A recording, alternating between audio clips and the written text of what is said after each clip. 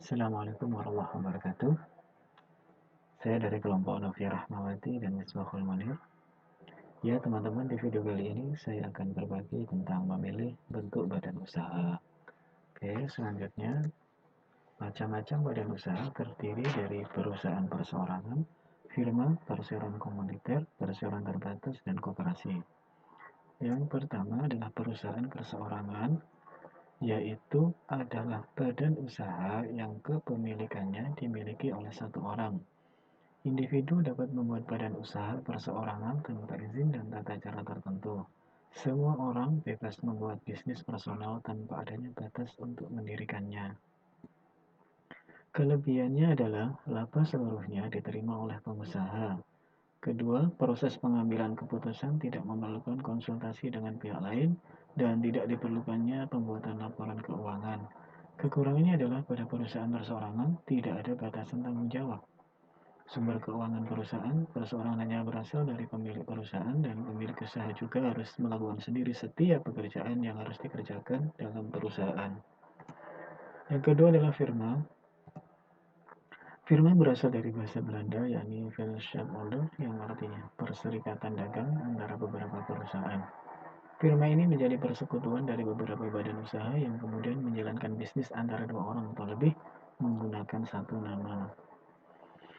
Syarat-syarat mendirikan firma, yang pertama didirikan minimal 2 orang, menentukan nama yang akan dipakai dan didaftarkan, mempunyai badan pengurus dan anggota yang aktif terlibat, dan mempunyai tujuan usaha yang jelas dan terarah, juga telah menentukan domisili usaha firma.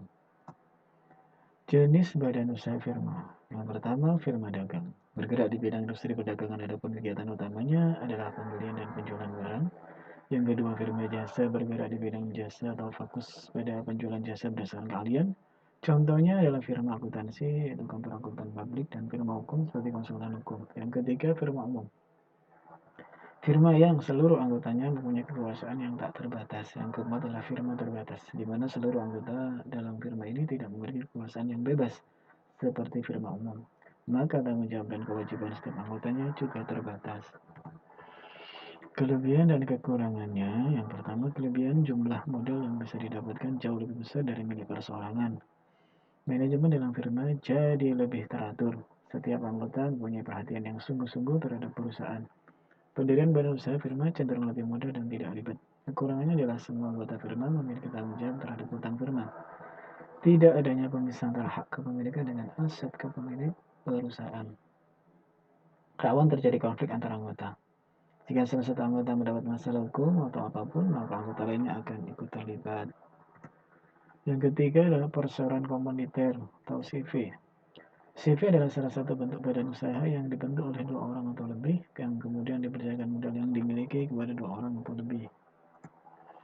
Jenis-jenis CV ada 3 macam: CV bersaham, CV murni, dan CV campuran. Yang pertama adalah CV bersaham. CV ini mengeluarkan saham yang bisa diambil oleh sekutu aktif maupun pasif.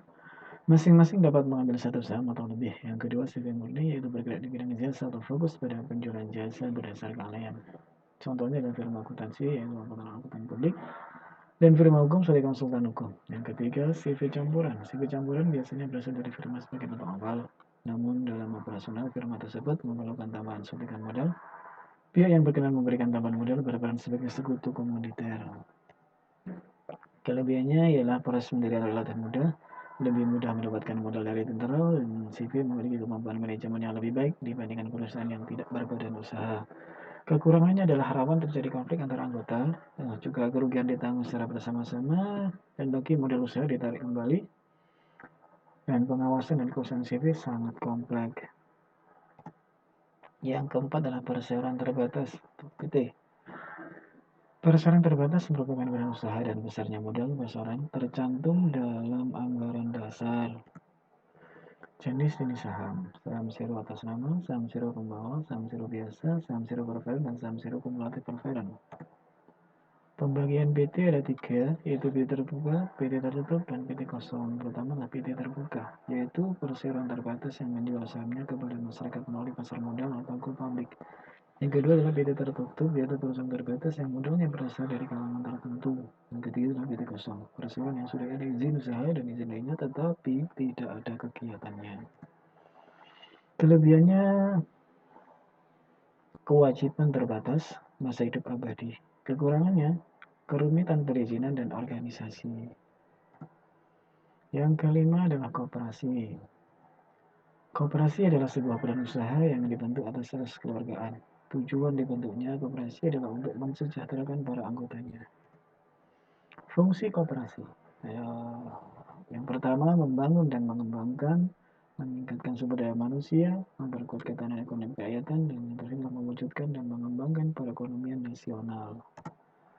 Tujuan didirikannya koperasi adalah meningkatkan kesejahteraan ekonomi anggota koperasi dan masyarakat sekitarnya, membantu pemerintah untuk meningkatkan kesejahteraan ekonomi rakyat yang adil dan makmur, menjadi sekaguru dalam perekonomian nasional, juga memberikan bantuan peminjaman modal kepada unit usaha skala mikro dan kecil.